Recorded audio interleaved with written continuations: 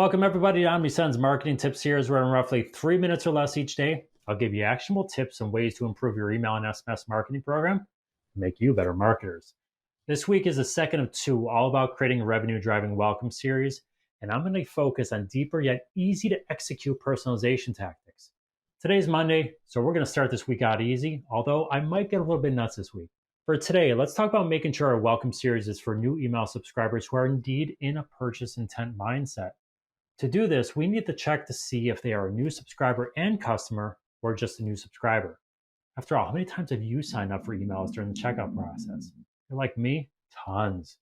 This one is pretty simple, but important nonetheless. After all, you don't want to send someone a message about all the reasons they should buy from you moments after they actually bought from you. Instead, these customers should be fed into a post-purchase series.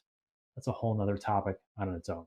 There are several ways to check the new subscriber status based on the email provider you're using, although Omnisend is the best one, wink, wink. It can be as simple as a segment check within the automated workflow or a workflow rule itself. No matter how you perform the check, just make sure you have one and that you're sending the welcome series only to new non-purchase subscribers. Tomorrow, we'll look at ways to use your initial welcome message to have subscribers self-segment so that you can deliver more personalized welcome series. Thanks for tuning into this episode of our marketing tip series. Feel free to let me know if you have any questions, and until next time, happy marketing.